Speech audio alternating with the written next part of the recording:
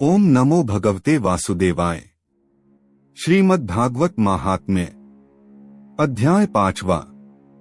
सूत जी कहते हैं, शौनक जी, पिता के वन चले जाने पर एक दिन धुंधुकारी ने अपनी माता को बहुत पीटा और कहापता, धन कहाँ रखा है, नहीं तो अभी तेरी लुआठी जलती लकड़ी से खबर लूंगा। उसकी इस धमकी से डरकर और पुत्र के उपद्रवों से दुहखी होकर वह रात्रि के समय कुएं में जा गिरी और इसी से उसकी मृत्यु हो गई। योगनिष्ठ गोकर्ण जी तीर्थ यात्रा के लिए निकल गए।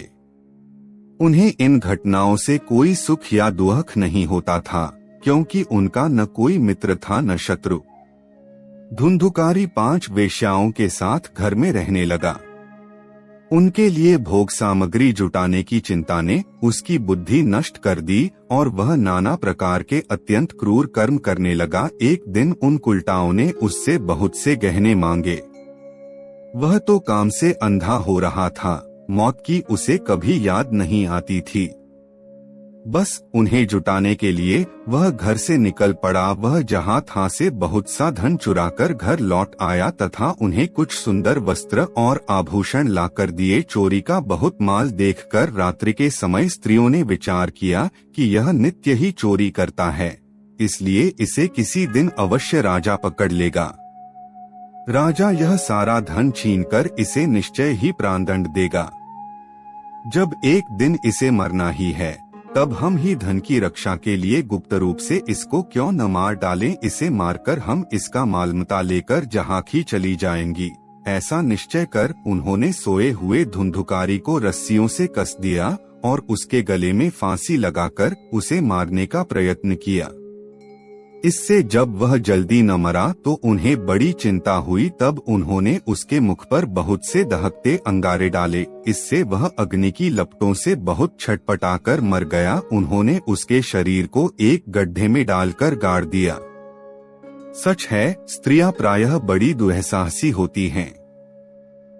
उनके इस कृत्य का किसी को भी पता न चला। लोगों के पूछने पर कह देती थीं कि हमारे प्रियतम पैसे के लोभ से अब की बार कहीं दूर चले गए हैं, इसी वर्ष के अंदर लौट आएंगे। बुद्धिमान पुरुष को दुष्टा स्त्रियों का कभी विश्वास न करना चाहिए।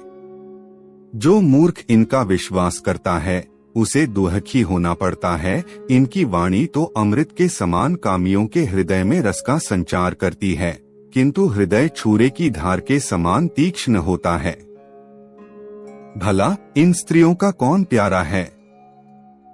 वे कुलटाएं धुंधुकारी की सारी संपत्ति समेटकर वहां से चंपत हो गईं। उनके ऐसे न जाने कितने पति थे और धुंधुकारी अपने कुकर्मों के कारण भयंकर प्रेत हुआ। वह बवंडर के रूप में सर्वदा 10 दिशाओं में भटकता रहता था तथा शीत घाम से संतप्त और भूख प्यास से व्याकुल होने के कारण हा दैव चिल्लाता रहता था, परंतु उसे कहीं भी कोई आश्रय न मिला। कुछ काल बीतने पर गोकर्ण भी लोगों के मुख से धुंधुकारी की मृत्यु का समाचार सुना। तब उसे अनाथ समझकर उन्होंने उसका गयाजी में श्राद्ध किया और भी जहाँ जहाँ वे जाते थे उसका श्राद्ध अवश्य करते थे। इस प्रकार घूमते घूमते गोकर्ण जी अपने नगर में आए और रात्रि के समय दूसरों की दृष्टि से बचकर सीधे अपने घर के आंगन में सोने के लिए पहुँचे। वहां अपने भाई को सोया देख आधी रात के समय धुंधुकारी ने अपना बड़ा विकट रूप दिखाया। वह कभी भेड़ा, कभी हाथी, कभी भैंसा, कभी इंद्र और कभी अग्नि का रूप धारण करता। अंत में वह मनुष्य के आकार में प्रकट हुआ। ये विपरीत अवस्थाएं देखकर गोकर्ण ने निश्चय किया कि यह कोई दुर्गति को प्राप्त हुआ जीव है। तब उन्होंने उससे धैर्यपूर्वक पूछा। गोकर्ण ने कहा, तू कौन है? रात्रि के समय ऐसे भयानक रूप क्यों दिखा रहा है? तेरी यह दशा कैसे हुई? हमें बता तो सही, तू प्रेत है, पिशाच है अथवा कोई राक्षस है? सूत जी कहते हैं, गोकर्ण के इस प्रकार पूछने पर वह बार बार जोर जोर से रोने लगा। उसमें बोलने की शक्ति नहीं थी, इसलिए उसने केवल संकेत मात्र किया। तब गोकर्ण ने अंजलि में जल लेकर उसे अभिमंत्रित करके उस पर छिड़का। इससे उसके पापों का कुछ शमन हुआ और वह इस प्रकार कहने लगा। प्रेत बोला, मैं तुम्हारा भाई हूँ। मेरा नाम है धुंधुकारी। मैंने अपने ही दोष से अपना ब्राह्मणत्व नष्ट कर दिया। मेरे कुकर्मों की गिनती नहीं की जा सकती। मैं तो महान अज्ञान में चक्कर काट रहा था। इसी से मैंने लोगों की बड़ी हिंसा की। अंत में उल्टा स्त्रियों ने मुझे तड़पा तड़पा कर मार डाला। इसी से अब प्रेत योनि में पड़कर यह दुर्दशा भोग रहा हूँ। अब दैववश कर्मफल का उदय होने से मैं केवल वायु भक्षण करके जी रहा हूँ। भाई, तुम दया के समुद्र हो, अब किसी प्रकार जल्दी ही मुझे इस योनि से छुड़ाओ। गोकर्ण ने धुंधुकारी की सारी बातें सुनी और तब उससे टाइम्स बोले। गोकर्ण ने कहा, भाई, मुझे इस बात का बड़ा आश्चर्य है। मैंने तुम्हारे लिए विधिपूर्वक गया जी में पिंडदान किया, फिर भी तुम प्रेत योनि से मुक्त कैसे नहीं हुए? यदि गया श्राद्ध से भी तुम्हारी मुक्ति नहीं हुई, तब इसका और कोई उपाय ही नहीं है। अच्छा, तुम सब बात खोलकर कहो, मुझे अब क्या करना चाहिए? प्रेत ने कहा, मेरी मुक्ति सैकड़ों गया श्राद्ध करने से भी नहीं हो सकती। अब तो तुम इसका कोई और उपाय सोचो। प्रेत की यह बात सुनकर गोकर्ण को बड़ा आश्चर्य हुआ। वे कहने लगे, यदि सैकड़ों गया श्राद्धों से भी तुम्हारी मुक्ति नहीं हो सकती, तब तो तुम्हारी मुक्ति असंभव ही है। अच्छा, अभी तो तुम निर्भय होकर अपने स्थान पर रहो। मैं विचार करके तुम्हारी मुक्ति के लिए कोई दूसरा उपाय करूंगा।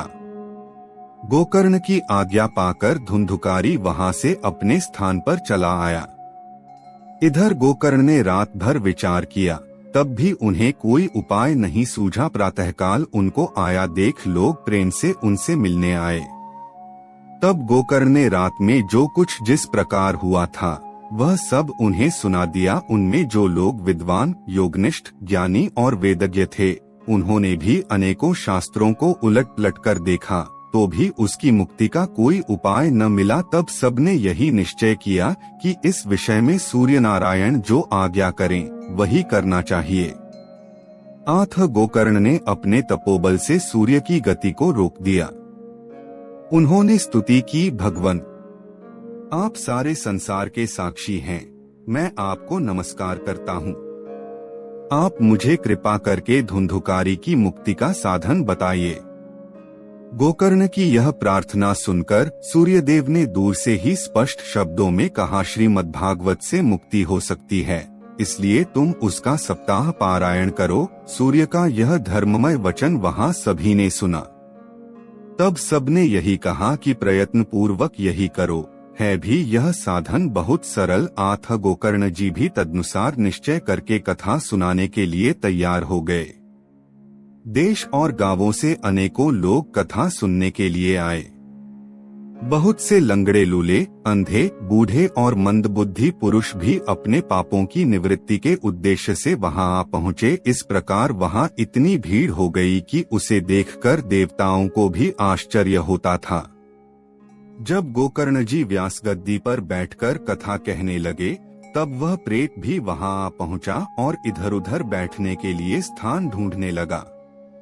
इतने में ही उसकी दृष्टि एक सीधे रखे हुए 7 गांठ के बांस पर पड़ी। उसी के नीचे के छिद्र में घुसकर वह कथा सुनने के लिए बैठ गया।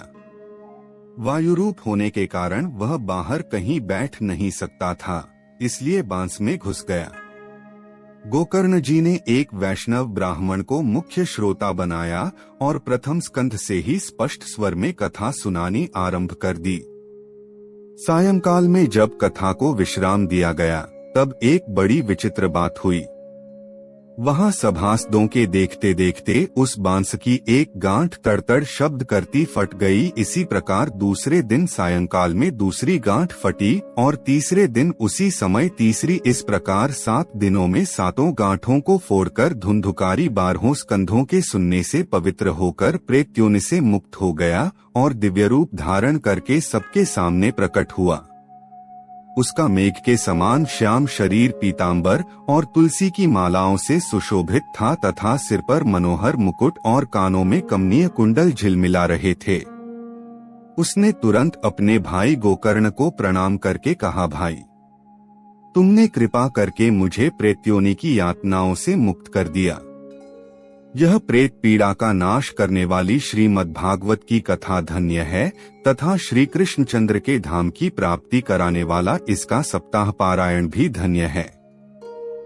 जब सप्ताह श्रवण का योग लगता है तब सब पाप थर्रा उठते हैं कि अब यह भागवत की कथा जल्दी ही हमारा अंत कर देगी। जिस प्रकार आग गीली सूखी छोटी बड़ी सब तरह की लकड़ियों को जला डालती हैं, उसी प्रकार यह सप्ताह श्रवण मन वचन और कर्म द्वारा किए हुए नए पुराने छोटे बड़े सभी प्रकार के पापों को भस्म कर देता है। विद्वानों ने देवताओं की सभा में कहा है कि जो लोग इस भारतवर्ष में श्रीमद् भागवत की कथा नहीं सुनते, उनका जन्म वृथा ही है। भला मोह पूर्वक लालन पालन करके यदि इस अनित्य शरीर को हृष्ट पुष्ट और बलवान भी बना लिया तो भी श्रीमद् भागवत की कथा सुने बिना इससे क्या लाभ हुआ।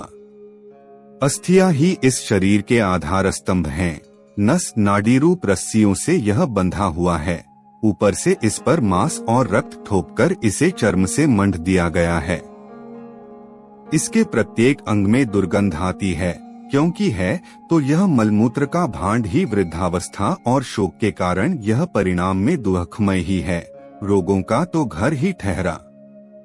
यह निरंतर किसी न किसी कामना से पीड़ित रहता है, कभी इसकी तृप्ति नहीं होती।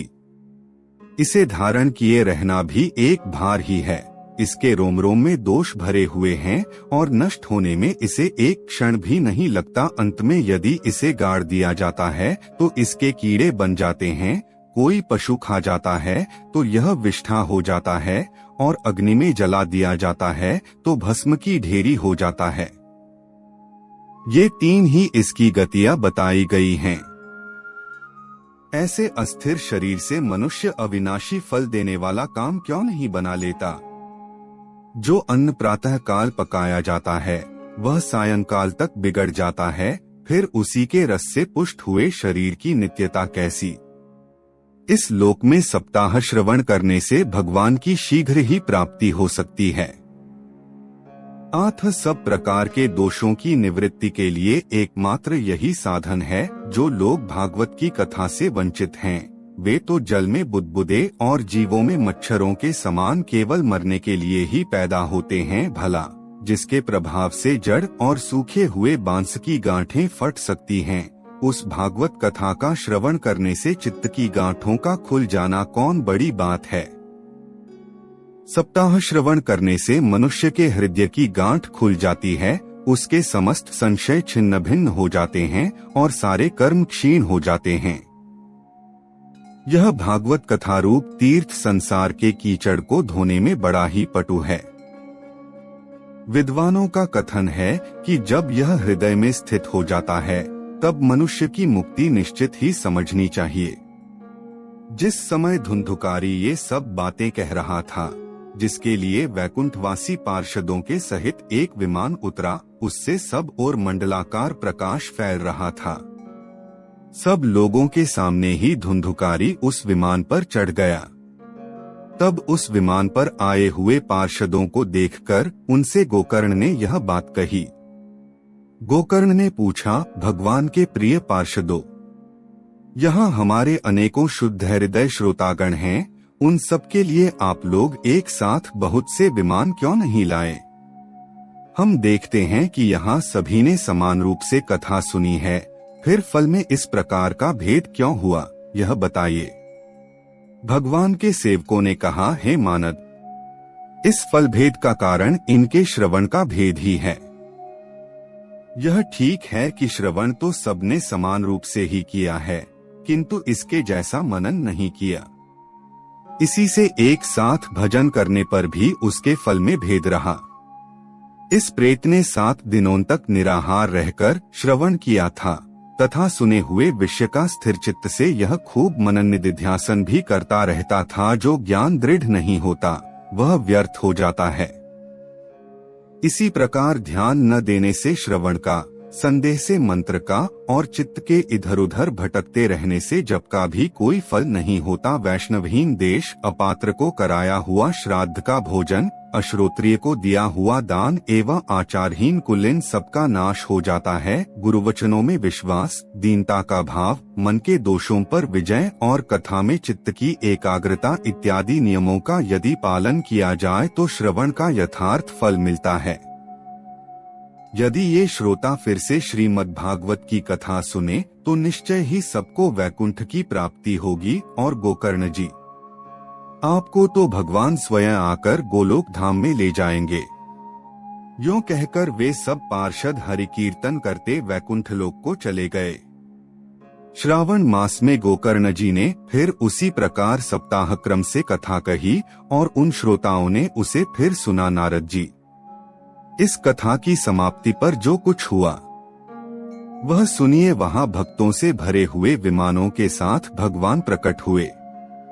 सब ओर से खूब जय जयकार और नमस्कार की ध्वनियां होने लगी। भगवान स्वयं हर्षित होकर अपने पांचजन्य शंख की ध्वनि करने लगे और उन्होंने गोकर्ण को हृदय से लगाकर अपने ही समान बना लिया। उन्होंने क्षण भर में ही अन्य सब श्रोताओं को भी मेघ के समान श्याम वर्ण, रेशमी पीताम्बरधारी तथा किरीट और कुंडलादि से विभूषित कर दिया। उस गांव में कुत्ते और चांडाल पर्यंत जितने भी जीव थे वे सभी गोकर्ण जी की कृपा से विमानों पर चढ़ा लिए गए तथा जहां योगीजन जाते हैं उस भगवत धाम में वे भेज दिए गए।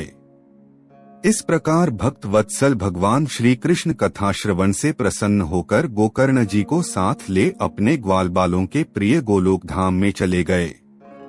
पूर्व काल में जैसे अयोध्यावासी भगवान श्री राम के साथ साकेत धाम सिधारे थे, उसी प्रकार भगवान श्री कृष्ण उन सबको योगी दुर्लभ गोलोक धाम को ले गए, जिस लोक में सूर्य, चंद्रमा और सिद्धों की भी कभी गति नहीं हो सकती। उसमें वे श्रीमद् भागवत श्रवण करने से चले गए।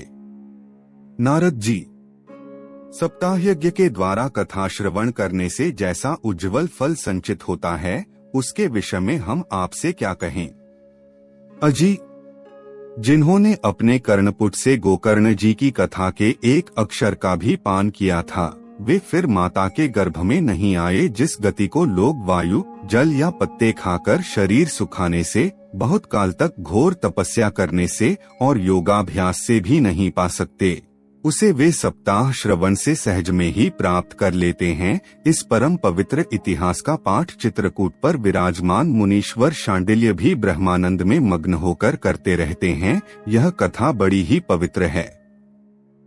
एक बार के श्रवण से ही समस्त पाप राशि को भस्म कर देती है।